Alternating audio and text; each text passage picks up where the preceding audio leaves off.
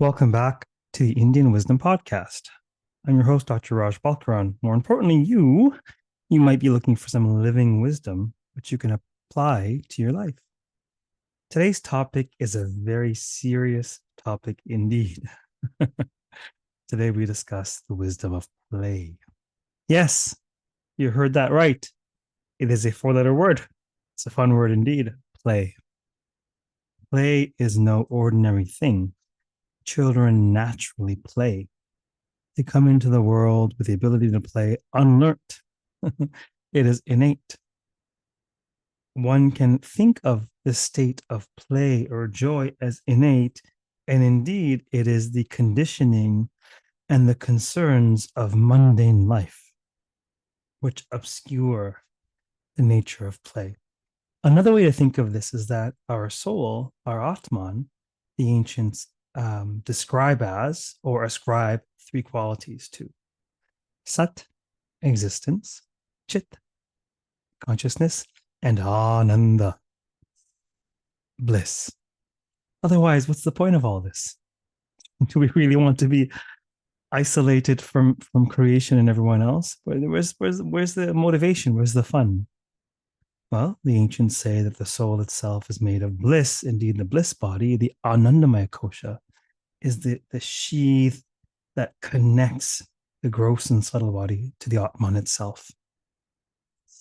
There's also a very important concept in Indic thought, a theological concept called līlā. Līlā means play or divine play. It is understood that the world itself is nothing more than the play of the divine. You know, this might seem to be a trivial or perhaps even vexing concept, but let loose a little.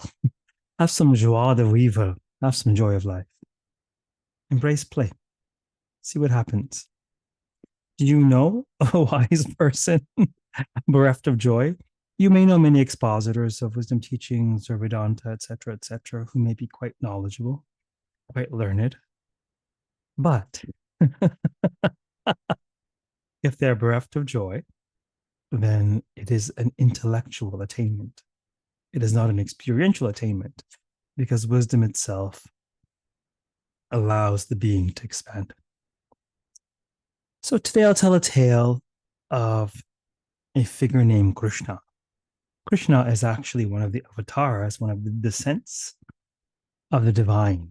The divine descends into flesh in order to accomplish the aim of protection, age after age. Kṛṣṇa most famously plays a pivotal role in the Mahabharata, in the great epic war, where he is the charioteer of the great archer Arjuna.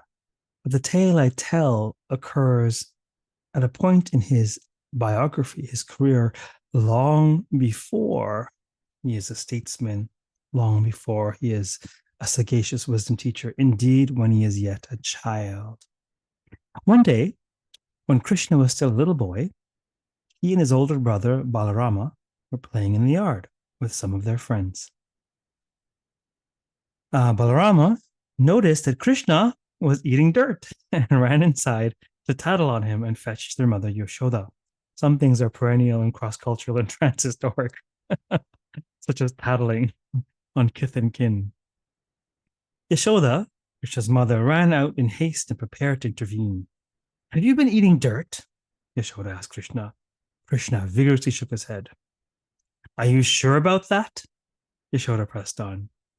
"No, I haven't," muttered Kṛṣṇa, with dirt covering his lips and cheeks.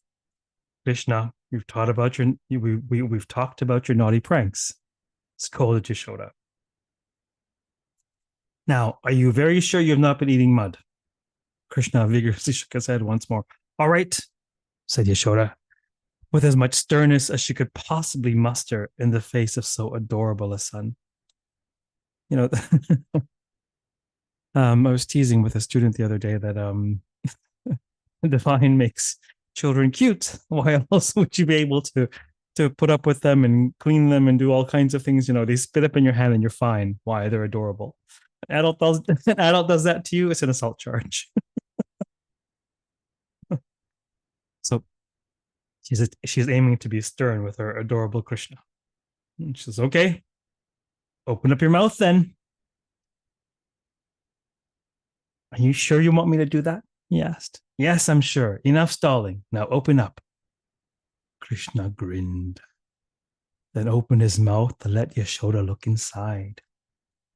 She indeed saw dirt in his mouth, and was about to reprimand her adorably mischievous child when she was stopped in her tracks.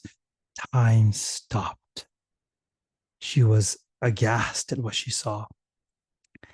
The tiny mound of dirt grew to the size of her entire yard and filled a field and an entire hillside.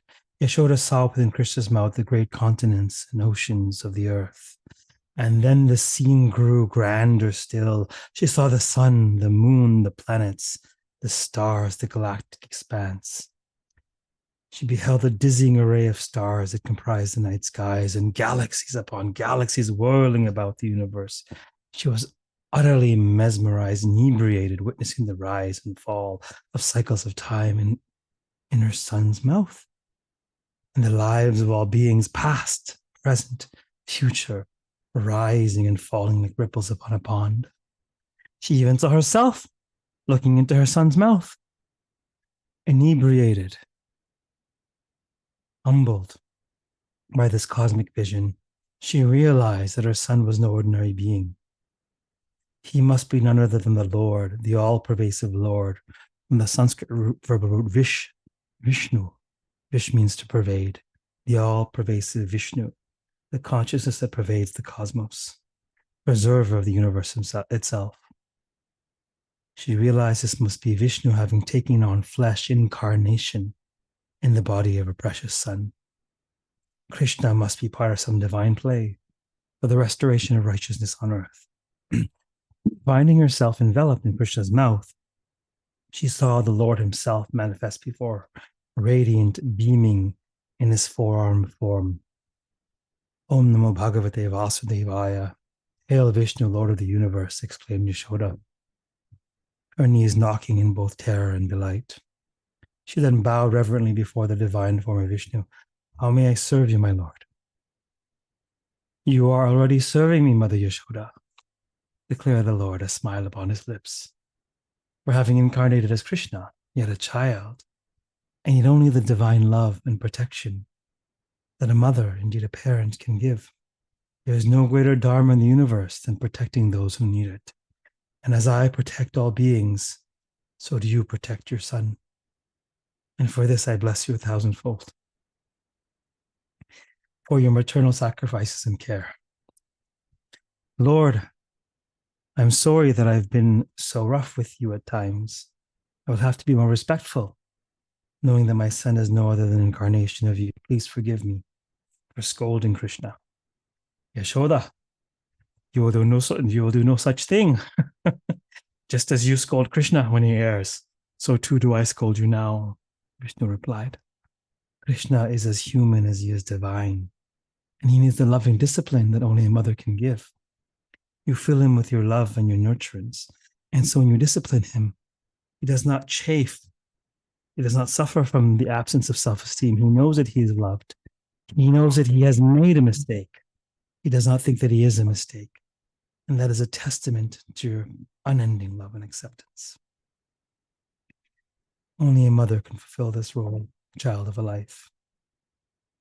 The roles you play are all part of the divine play for a higher purpose. And so I will grant you a boon at this time. I will bless you to forget what you have learned today, since in forgetting, you will be able to attain your greatest joy in this life, being Kṛṣṇa's mother. Yaśoda thanked the Lord for his compassionate gift, the gift of Maya, the gift of illusion, the gift of delusion, which, when well placed, is nothing other than divine itself. She was quite grateful for his compassion, praising the play of gods as he vanished. She then found herself back in the mundane world in the blinking of an eye, in her yard, looking into her child's mouth. She swiftly removed the dirt that was there, scolding him for his naughty pranks. Kṛṣṇa simply grinned. Surely Kṛṣṇa must have been hungry, reasoned Yaśoda. which is why he was eating dirt. So she picked him up, gave him a kiss on the forehead, and took him inside for a snack. Kṛṣṇa was delighted, as was Mother Yaśoda. The parity between Vishnu's divine and child forms is also found in the story of the great sage Markandeya. His meditation was interrupted by a torrential downpour. The end of the world was nigh. Well, not the end of the world. There's no real apocalypse in Indic thought. Reuse, reduce, recycle. This eco-friendly worldview where, all things are biodegradable, as it were. They're all dissolved in the primordial oceans at the end of this age, so that they may be created anew, so that the universe may be created anew at the beginning of the next. And Markandeya was caught in meditation at this very juncture. The cosmic deluge had begun. The earth was soon covered in water, and he saw something quite miraculous. Atop a massive wave, Markandeya spotted a mystical banyan tree, somehow thriving despite the flood. Upon approaching it, he saw a babe in one of the banyan's branches. Mesmerized, he approached a child, only to be swallowed in by his in-breath. Much like Yaśoda, Markandeya witnessed the cosmic expanse unfurling within the mouth of the child. Markandeya realized it must be none other than Vishnu, entering his yogic slumber at the end of the age.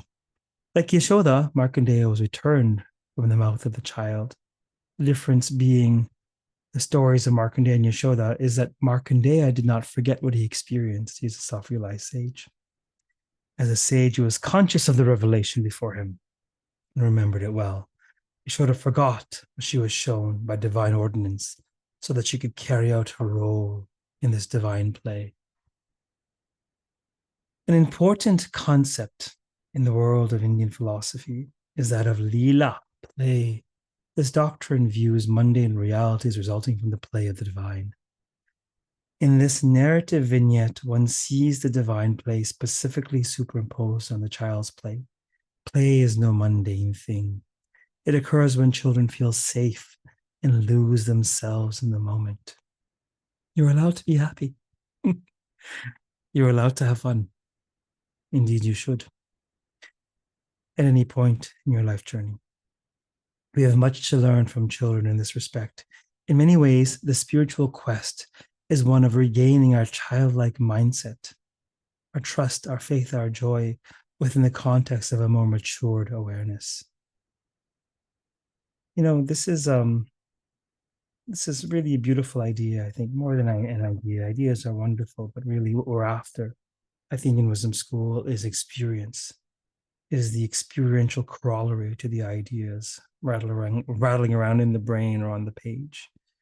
And when we feel safe, when we feel joyful, do we really feel more alive than in that state? When do we feel most alive? Is it not in a state akin to play? And why is that? It's because ānanda, bliss, is our essence. This is why so many saints and sages take on an official initiate name, including Yogananda, for example, including the word ānanda, because it is indication that they have imbibed that unending bliss, which is part and parcel of the being of all beings. And so the next time you go out and have fun, whatever that fun is, that F word fun, think about this other four-letter word play and ask yourself, are you really enjoying yourself? Is this something that you're enjoying? Does this bring you joy? Think about this the next time you choose to do something in your spare time. Are you enjoying yourself? Does it bring you joy? Well, I'm glad that we covered this very serious topic. Thank you for listening. I look forward to more chats with you on the application of Indic wisdom. Feel free to reach out if I may be of service in any way, shape, or form, whether one-on-one, whether through the online school, maybe courses you'd like to take. I've been getting exceeding requests for contributions towards yoga teacher training programs and other sorts of programs. By all means, get in touch if I can be of service in that way. Until next time, keep well, keep listening, and keep contemplating the power of play. Namaste.